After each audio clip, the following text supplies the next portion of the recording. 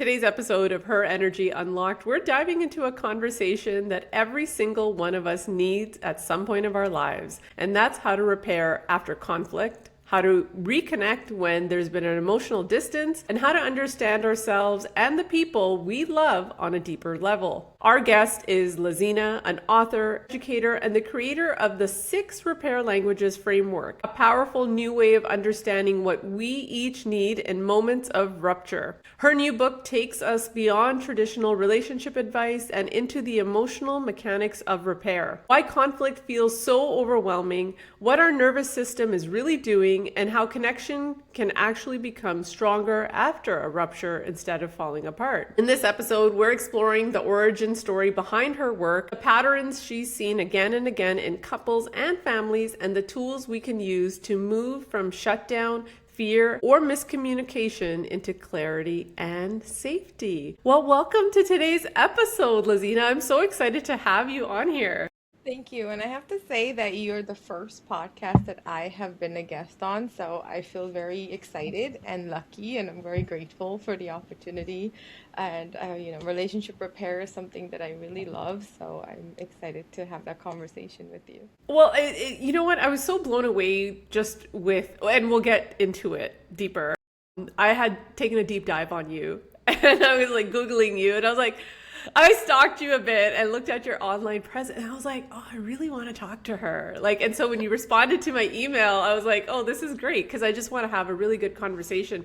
I just want to talk a little bit about your book first. What's behind the book and what made you want to write it? Well, what's behind the book is really my relationship with my own children and how we repaired that. And what made me write it was because it felt like a calling at the time. Everything said, okay, stop. This is what you have to do. Everything came into my head, and I just decided to write everything down. I was in an actual relationship, and that relationship wasn't working out, and I had lost my mind trying to find out, like, how can I convey to this person that, we are just not speaking the same language that they taught me. That I experimented while I was with them, and I applied this to my children. So, why is this not working? And then it was like, that's actually the reason for the relationship, is this is the lesson. Right? And so now I'm able to put everything that I learned and I applied towards my children and people that I care deeply about. But one of the things that I realized is that we have to learn how to receive. We can love each other, we can speak each other's love language, we can understand the attachment style, and I do a lot of inner child work, so we can apply all of that. But unless we're able to receive, we just cannot communicate on the same level. So that's kind of the reason behind it and why it came about, at least for me. How old were your children when you decided to write this book, if you don't mind me asking? Well, I actually wrote the book in May or June, and so my oldest is 24, and my youngest, they're twins. They're 17 now.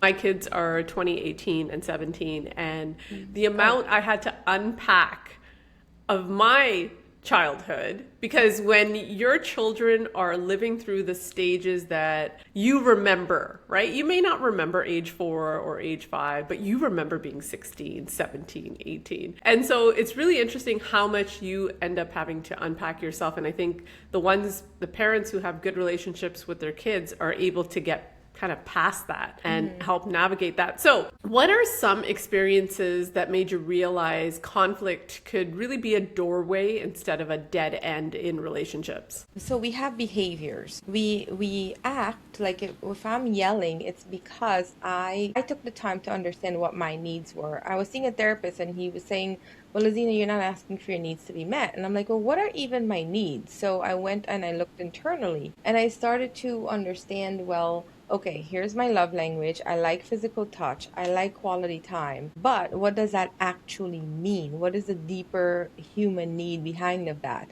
So quality time meant to me that I wanted community. I wanted to feel belonged. So, just spending time together wasn't the only thing. I wanted connection. And physical touch made me feel comforted and made me feel loved. So I started to see, how can I give that to myself? Because if I can't give it to myself, I'm going to rely on someone else to do that. And as I'm learning about myself, because to go back a little bit, when I learned about the attachment style itself, I was like, what did I do to my children? And I wanted to understand how that dynamic played out. So everything that I applied to myself, I'm also inquiring with my kids. So my daughter, my youngest daughter, she has an avoidant attachment style. So what is beyond that behavior? When she gets mad, she just wants to be heard. But we couldn't get to that. We would go 3 weeks without talking. We're living in the same house. Every time I said anything, it'll be like her whole body is reacting, and she shuts down and she pulls away. And I'm also an avoidant, so I'm like, okay, well, I'm just gonna give you space now because I don't know what else you need. So I'm just kind of like, man, I really just don't like this anymore. What is it that she needs? Like, how can this even get better? And I went to her room and I was like, can I talk to you? And she was open to that. And I was like, do you know what you need right now? She's like, I have no idea. I just don't know. So I was like, can I try something? And she gave me permission. So I laid down next to her and I was like, and I hugged her. And I was telling her something similar that happened to me when I was her age, based on the same situation that we had just gone through. And I was like, I'm not here because I'm upset with you or I want to blame you or anything like that. I want to be able to get through it, but I need to get through the trigger first so we can have a conversation about what's underneath. And I want to be able to connect with you. I'm here. I'm not going anywhere. I could literally, she started crying and I literally felt her whole body softened. And I was like, wait, that is her nervous system. And it was, she needed to feel regulated so that we can have the conversation beyond that. Now, she's my child. I can't just expect her to know that. I seriously can't even expect another adult to know that because that nervous system starts when between 0 to 3 years old. So it's like I took the time to like, okay, let me take accountability as a parent and show up for her in a different way and see what that does. And as I did that, I like recognized that one of the the repair language is soothing. That's what she likes. She likes to feel comforted and affirm that reaffirming and reassuring her that I'm not mad at her. Our relationship doesn't change because of an argument or anything like that. I'm literally here to be with her throughout whatever she's going through alongside her. And she is a naturally reassuring person. So she was able to receive both of that. And so we started to kind of just play around with that every time an argument comes up to see how we can get through it. And it worked. It worked out beautifully. It was just a way to so truly connect with her. I wanted to share, like, my oldest daughter, she taught me the empathic repair language because there were times when I was parenting from guilt, and when she would talk to me, I would immediately feel shame and guilt, and I would start saying, oh, well, I'm the bad mom, or like, oh, everything's about me, and making about me. And then she was like, well, mom, I actually want to talk to you and I want to have a loving relationship with you. But when you go into the getting defensive, I can't. We no longer can have that conversation. So when I started to speak really from my heart about this is what my desire is, it takes me out of reactivity and I'm able to sit down and listen to the person for them. Like, what is your experience through this? This is separate from my experience. I want to know what you're experiencing. What is your hurt? Even if I said something rude and I have a reason for it, I still want to know how that affected your nervous system. Did you feel fear? What came up, and how can we do that differently? So just kind of experimenting with them, and it started to change. So I remember about 15 years ago, I read the book, The Five Love Languages. And if you haven't read the book, The Five Love Languages, they are: one, receiving gifts or gift giving; two, quality time, so spending meaningful time with your partner; three, physical touch, so being close to and caressed by your partner; four is acts of service, so providing some sort of service; and five is words of affirmation. So those are kind of the five that we go for, and that's why I was so intrigued with your book. So can you explain what the 6 repair languages are and how they differ from the 5 love languages? So the soothing love language is how our nervous everybody's going to be different, so it's really connecting with that person and understanding their journey. So my youngest daughter, her body already reacts, and that comes from her being, when she grew up, our household was very loud, and I was the one that was very loud. It was very unpredictable. So as I learned about her, I recognized that her nervous system just needs to feel calm before we can have a conversation. And the affirming one is similar to the words of affirmation. It's giving that reassurance that we're safe, and that's how she receives. That won't work for everybody. It may not work for you, it may work for someone else. So that one is similar in its sense, but it's how that person is able to receive it. And then present is, that's kind of linked to the quality time. But the way my son describes it is that he wants to have a conversation where this is what happened, this is how I behaved, this is how you behaved, and this is how that affected me and how that affected you. That's being present with the situation. It is not being present like, okay, we don't have our phone together, we're just hanging out. And it's not quality time. His quality time is, I want to have a deep and meaningful conversation, and I want to share with you, this is how I am currently behaving. I know that I have these, I don't even want to say issues, I know I have these personality traits maybe that may come off differently, but I also want to know how I can do it differently. And the spacious one, there's two folds to that. I think that one is something that I just learned through my past relationship, is that I want to be able to, if I'm like, as an avoidant, sometimes I didn't know there's this negative part of being an avoidant. So I will pull away because I didn't know what I was feeling. But once I knew what I was feeling, I know now that I need space, and I need to ask for that space. And I want to be able to think about it and come back and give the reassurance that I'm going to come back at a specific time so that we can continue this. But it also means that I can say to my daughter, Tasia, I'm very upset right now, and I'm not even sure why I'm upset. Can I have the space so that I could just vent? And we know when we say we need the space to just vent, it means that whatever is being said is not to be taken personally. Us having that way to release whatever it is, so we can see what's really behind it and what's underneath it.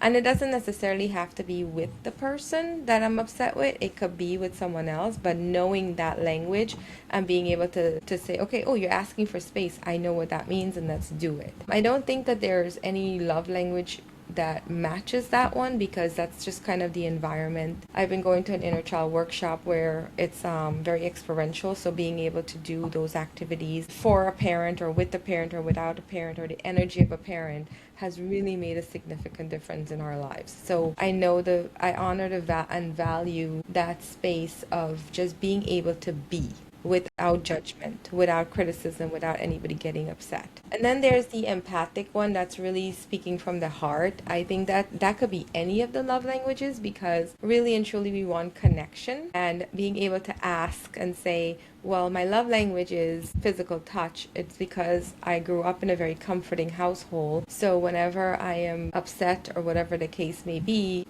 I may need that. But it's also being able to speak from my desire. My desire is to have a relationship with you, and I want to be able to have this relationship. And here are the things that may be in the way. And when I'm listening to someone saying that to me, I'm listening with my heart. I'm listening with compassion. I'm not listening with judgment. I'm not listening to react or respond. And then there's the accountable one. The accountable repair language for me is being able to see my part in how I showed up in that conflict. What did I raise my voice? Was my tone out of pocket? Was I coming off defensive? Because that's the other person's experience too. Even if my intention was to feel heard, the way I go about it can impact them if they had a childhood where they don't like loud noises. They get triggered easily. Their nervous system is reactive, right? And also that genuine apology. Like, it doesn't mean that I'm taking blame. It just means that I'm taking ownership without shame. And I think as a parent, it's one of the things that one of the most beautiful things that I've had with my children that's really made our relationship change. Because from 0 to 3 is when we learn our attachment style and our nervous system learns its safety. So at that point, if a mom is anxious, that baby is going to get anxious energy. So at some point, we taught our children that love wasn't safe. And that's my responsibility as a parent to acknowledge that, because that energy is stored in the body, and that's when the reactions come up. So being able to say, I'm sorry that I yelled, you didn't deserve that. I will work on that, but not even there's no but. Just being able to say, this is how I showed up for you, and that is not what I want to do anymore, and here's how I want to do it differently. Being able to name the impact, it just makes the conversation so much better to receive. Our nervous system is not in protection anymore. I'm not feeling that tug and the pull underneath my heart where I'm like prepared for anything. Is she gonna yell at me? Is she gonna scream? That unpredictability. And I love speaking that language, but I also receive it well. Like that's what my nervous system needs. And I think that comes because I've always felt blamed. I've always felt like I did things wrong. So I always started to like, oh, let me people please and make it better. But now that I understand, it's just that I also want people to know that I'm a person and their behavior has impacted me too. But that doesn't mean that we can't be in relationship with each other. The last one is the soothing one, and that again, it's my daughter taught me that. But I also recognized that when as I was going through a breakup, it felt like I got the rug pulled out from under me. And so I was always prepared, like something was gonna go wrong, something was gonna go wrong. And so when someone is communicating with me, I do like to have that, like, hey, everything's okay, I'm here. And that's, I love physical touch. So like a touch on the arm or a gentle hug, that's that makes me feel like, calm down. This is not gonna, they're not leaving. Everything's okay, and we can do this together. So it kind of incorporates a little bit of the love languages in each of them, but at the same time, it takes into account what our attachment style is and what we learned in that 0 to 3, plus by the time we're 7, our limiting beliefs are already in there. So I might be giving you reassurance, but if you can't receive that reassurance, I now need to learn what your repair language is so that we can strengthen that relationship. What happens when one partner needs space and say another one needs closeness? So you've had a bit of an argument or a disagreement, and one partner is like, hey, you know what? I just give me 48 hours here. And the other one is like, this is this is giving me stress and anxiety, and I don't feel good about this. So how do you balance that? And this is something that I go into a little deeper in the book as well. So I'm glad that you asked, because that's where self-repair comes in. That's where my relationship with myself is, that I now different. I can be anxious with a partner, but I can be avoidant with my children.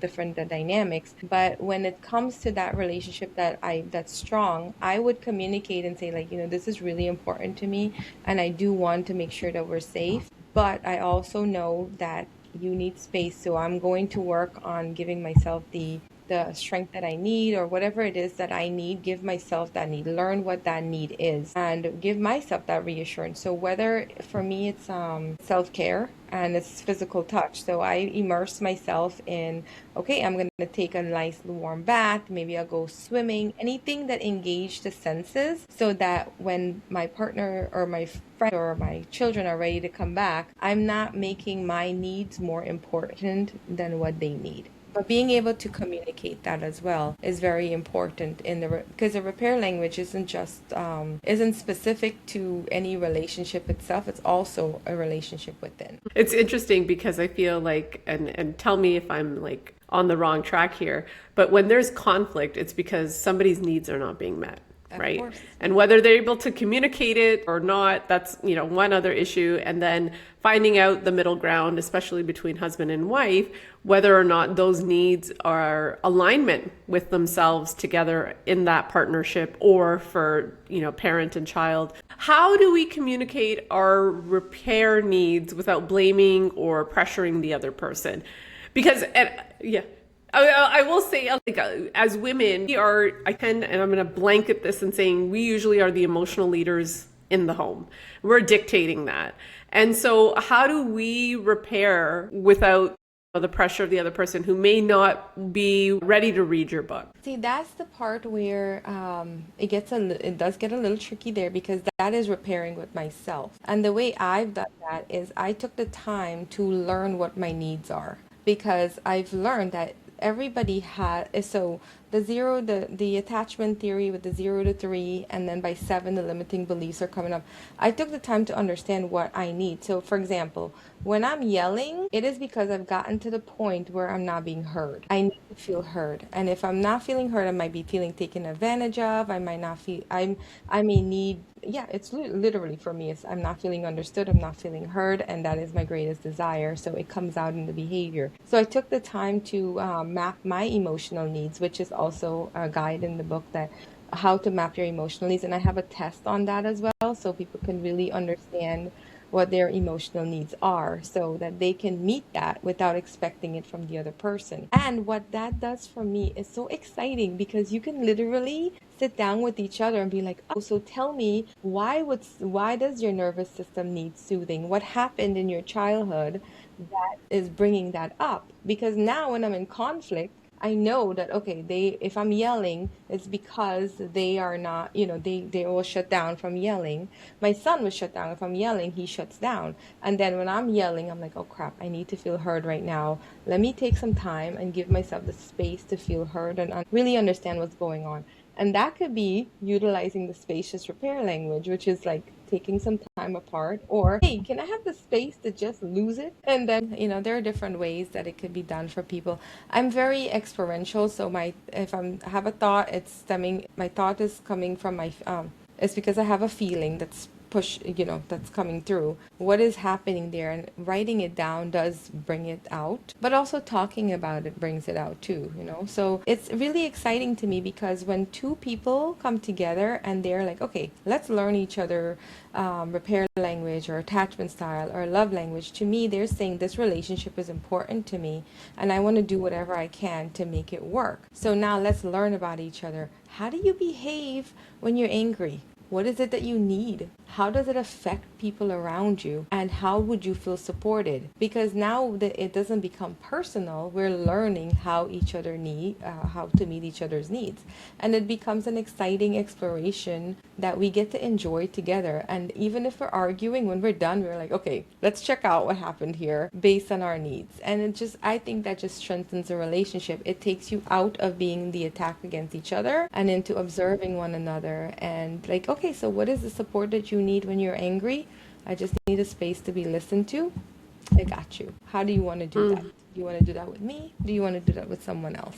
So to me, it's exciting. I don't know how other people feel, but I've had a lot of joy being able to share these moments with my children, moments of vulnerability for them to really see me and how I grew up, not in a way to invalidate what their experience have been, but also to acknowledge how my behavior has affected them. And in that sense, we're learning to do it differently, more in relationship with each other than, the fighting and the arguing. Can you walk me through a moment, whether it's personal or through your work, is where real-time repair really shifted everything? Any one of my kids, but I think I would say my oldest daughter. Oldest daughter was sexually abused by my ex-husband, and that put a big rift in our relationship. It took us about 6 years to really truly mend our relationships to now where, oh my gosh, it was the other day. What happened the other day? We were driving and she was going the wrong way and I wasn't present in the moment to know where we were going. So I was lost and I was like, I don't know where we are. And she started to feel attacked because my emotions started to come up. My nervous system started going, oh my God, we're going to be late. And I'm started catastrophizing, right? And she's not, and my voice is getting louder. So she was feeling like I was yelling at her.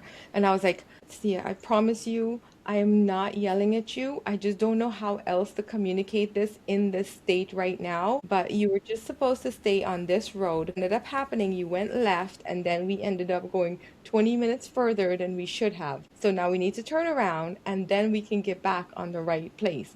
But in that moment, right? Like I'm saying that, but I'm like, oh my gosh, I'm not mad at you right now. I promise you, I'm not mad at you. I don't know how to do it better. And this is what's happening. And here's how it's happening. So in that moment, moment, I'm being my authentic self, but I'm also communicating like I literally in my most vulnerable space too, that I don't know how else to do this, but I promise you I'm not mad at you, and and I'm worried that that this is gonna affect you, but we're gonna be okay. So giving her that affirmation, the affirming language, while also being empathetic and accountable in a spiral, it works wonders, because then we were able to just like, okay, it was just a moment. We got back on the road. She made a little joke, like, mom yelled at me. She got on the phone with her friend and we were talking, and she's like, yeah, mom yelled at me. But it was like, it was so easy, because in the past, that would have been a total shutdown. We would have turned around, came back home, and we would have missed out on a really great empowering weekend where we got to really exchange something beautiful. And so the second part of that is, while we were on the way there, her friend asked me a really beautiful question. She was like, what was your childhood like growing up? So I started telling her from like childhood all the way up to now. And the part that like really affected me was when she was being sexually abused. A part of me energetically knew that. I would have dreams, and I would, like, something was telling me something was going on, but I was like, no, I was in complete denial that this could possibly happen. And I was like, no, that didn't happen. So what that did was, and I didn't find out until after, is that it brought a blame for her, and she started to feel blame. Now we were going to a inner child workshop, so there's this activity that we do where we're in a pod and we share a shame. So my shame was that very thing that I felt like I didn't do anything, and I energetically knew. And then I looked down at her. She was in tears because she wanted to tell me that she wanted to do forgiveness with me because she felt the blame coming up, and she wanted to make sure that it didn't turn into resentment. But by the way I communicated, it made her feel seen, it made her feel acknowledged, and she no longer had the blame. So it was like a perfect, like, come around of a situation in utilizing our what we've learned about each other, how we grow, and using the repair language to just really tighten that bond. And so it was a really beautiful and healing moment that we both were present and participated in. Thank you for sharing that. That was a very, I'm sure it was a very difficult time in both of your lives. And so for you to both be able to go past that, I'm really sorry to hear about that, but Thank you. to go past that and being able to use framework and tools and these languages to be able to repair your relationship with your daughter is it's very nice to hear, because I think it can have easily gone the other way. Thank you for sharing that. What transformation do you hope readers will experience through this book? Togetherness.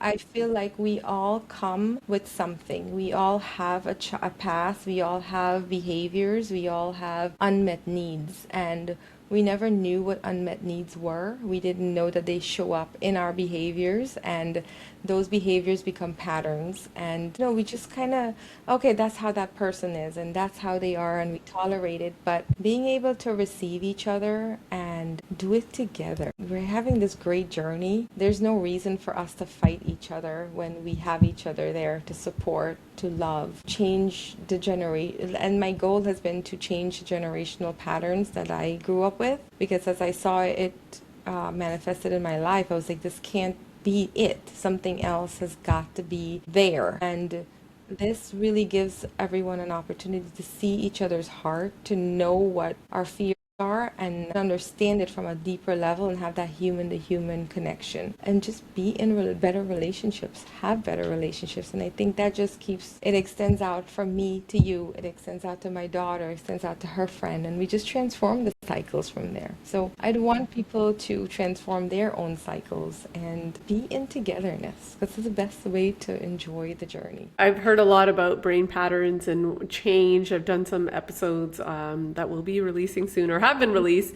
just talking about how we naturally, we like those brain patterns, and undoing them is difficult work. But if you want those people in your life, that is something you're going to have to do. So if someone is listening and feels that love is really out of reach, and what would you say to them today? If I truly don't believe that love is out of reach, I feel that everybody is putting in effort. It's just their own way of putting in effort. I would just want anybody listening to learn how to receive, Because once you learn how to receive, giving becomes different and the relationships that you build becomes different. And how do we learn how to receive? It goes deeply into our nervous system. It goes into the way that our heart accepts another person. And we just didn't know, but now we can learn. We just didn't know for those years. I feel like there's always, I can tell the people who don't take the moment to pause and reflect. And at the end of the day, everybody's had problems and has had issues in childhood. And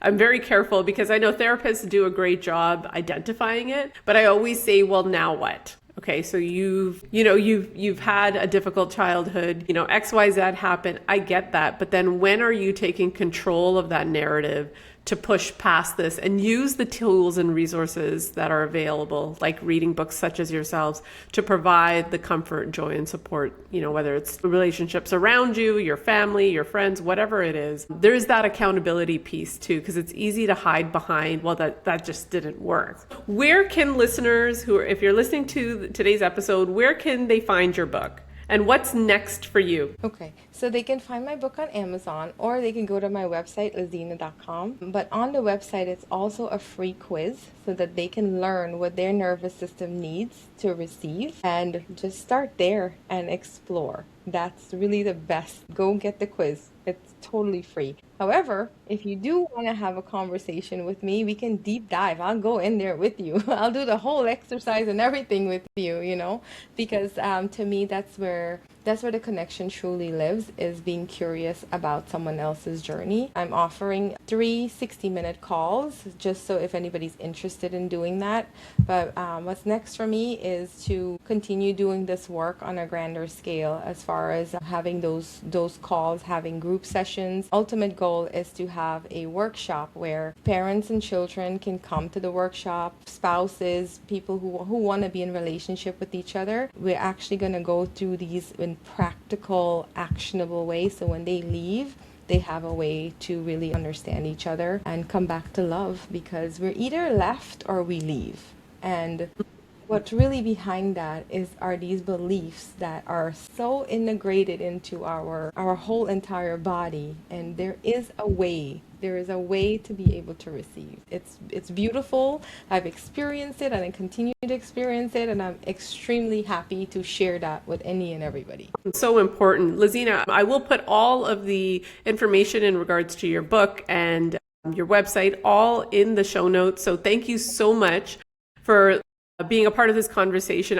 Today, we explored how conflict doesn't have to be a dead end and how disagreements can actually become doorways to connection, understanding, and trust. We learned about the 6 repair languages and how knowing your own and your partner's needs can transform how you navigate, rupture, communicate, and rebuild closeness. Whether it's with a partner, a friend, or a family member, or even a coworker, the tools Laziena shared shows us that repair is possible and that connection is always worth the effort. If you enjoyed today's episode, make sure you share it with a friend, subscribe to my podcast, and continue the conversation on Instagram, TikTok. Continue the conversation on Instagram or TikTok at Her Energy Unlocked Podcast. I cannot wait to hear from you. And until next time, remember, your energy is yours to reclaim, your story is yours to rewrite, and your next chapter is waiting. And I will see you in the next episode. Bye for now.